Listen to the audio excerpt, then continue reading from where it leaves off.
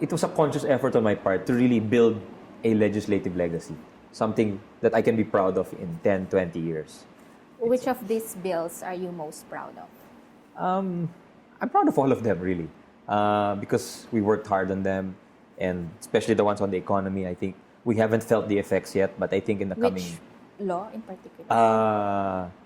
The PERA bill, for example, yeah. the PERA law. I think that will help families save up in the long run once the savings rate improves and once it's fully implemented by the DOF.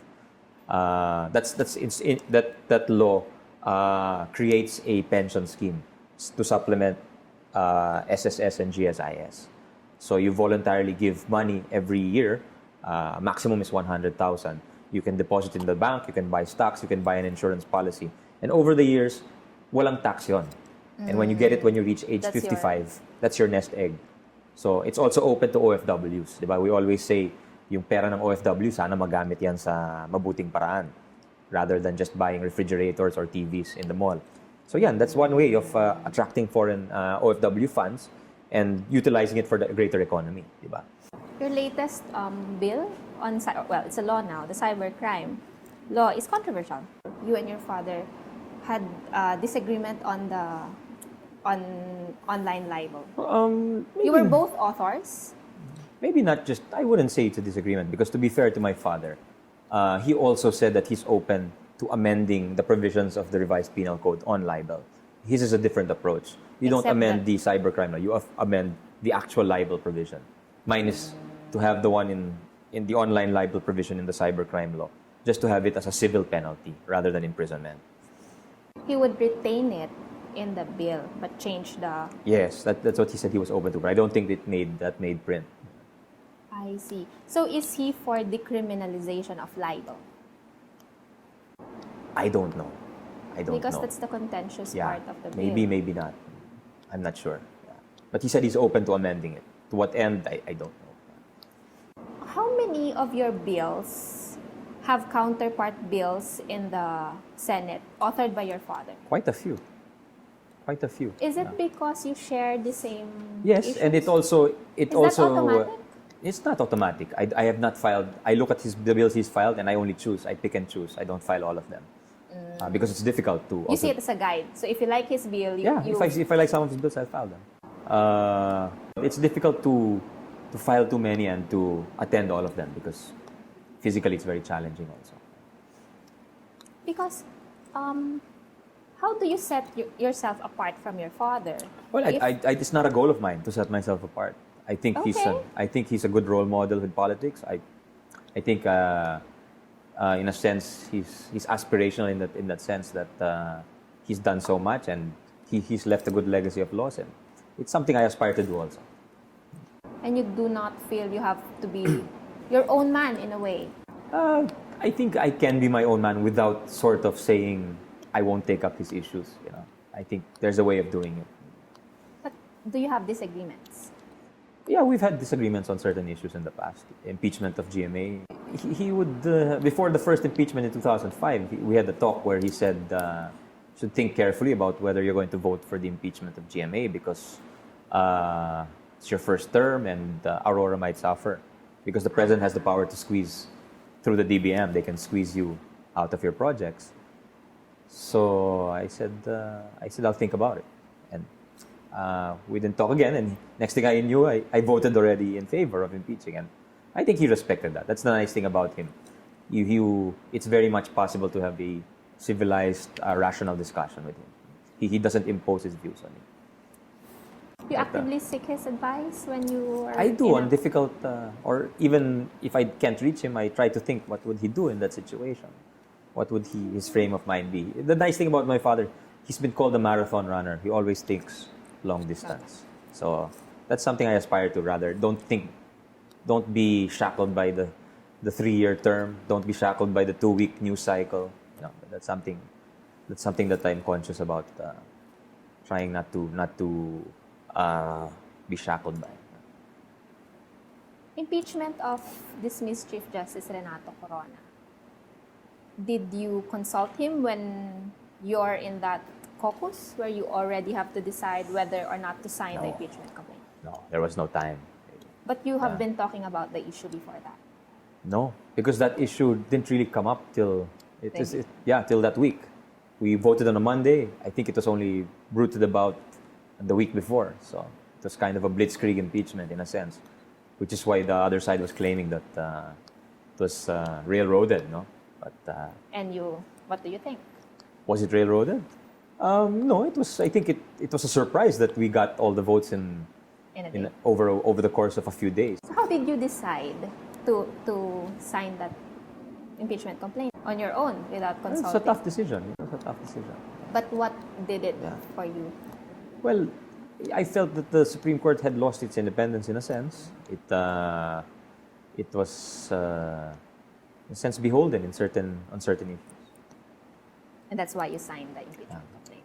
And then eventually you were asked to be a prosecutor, but you became a spokesperson. Right.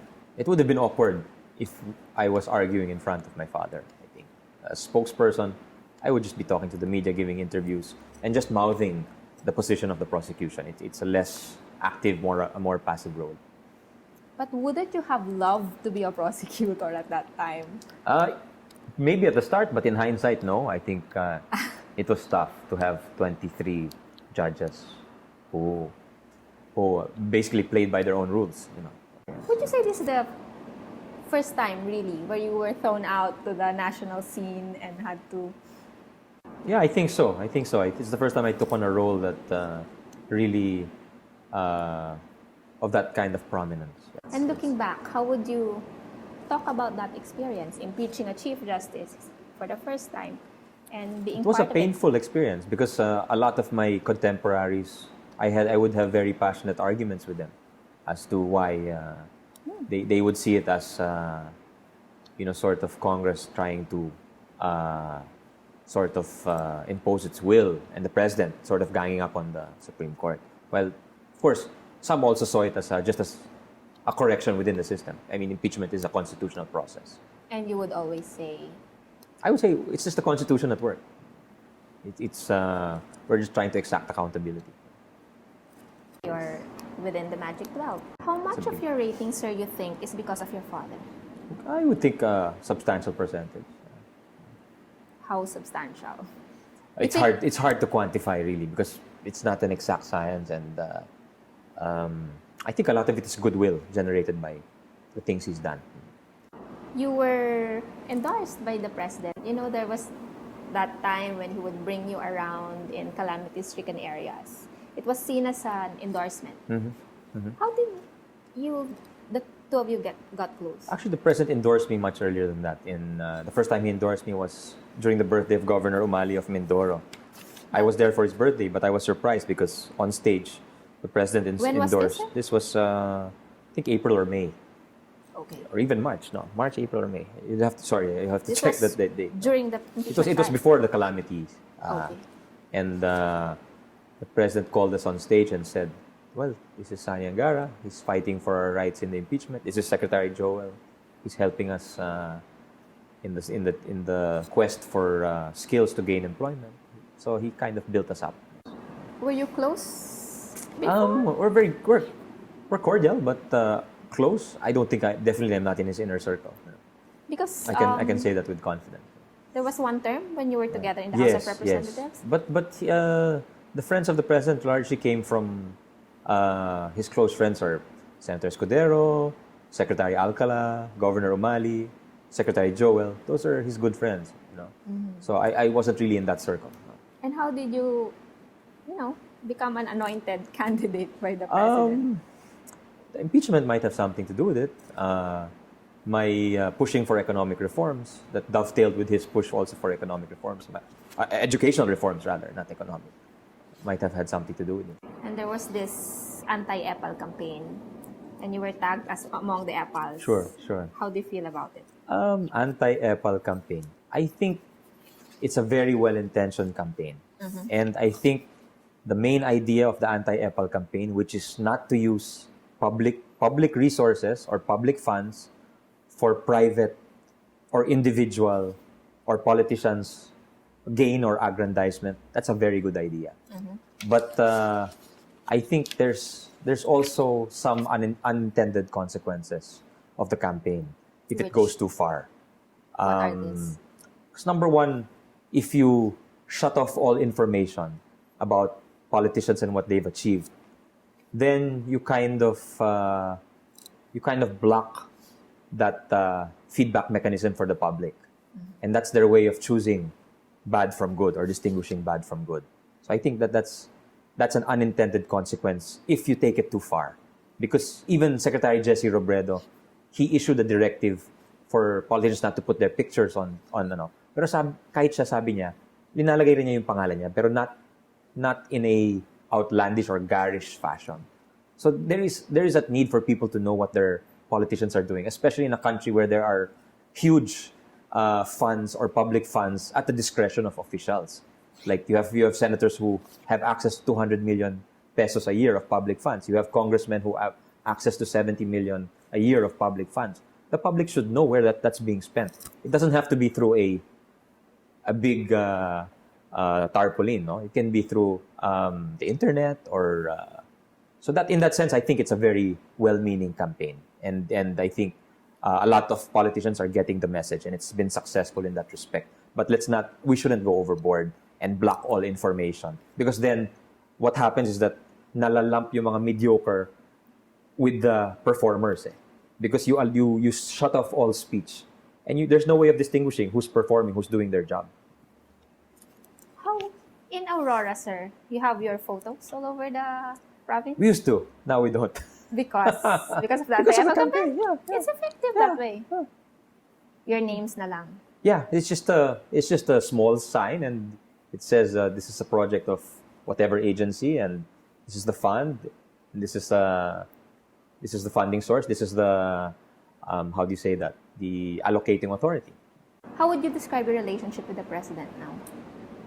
Now that you're I think it's quite positive. I look up to the president. I think he's inspired a lot of young politicians and young people that to kind of have faith and hope in the government again. I think that's kind of priceless. It's when you have people pushing for that and kind of knowing that you have that mandate from the people and his push for reforms. I think it's inspiring. I think he's impressed as the years go by. I think when he took office, a lot of people weren't expecting great things, to be honest. But I think now they are, because he's achieved more than what they expected. And you will support his. Well, that's the condition when you had the coalition. Sure. And I have no regrets at all. I think we should all support. Even the ironic thing is that even the opposition party or UNA is saying that we should support the president. So I think that's fantastic.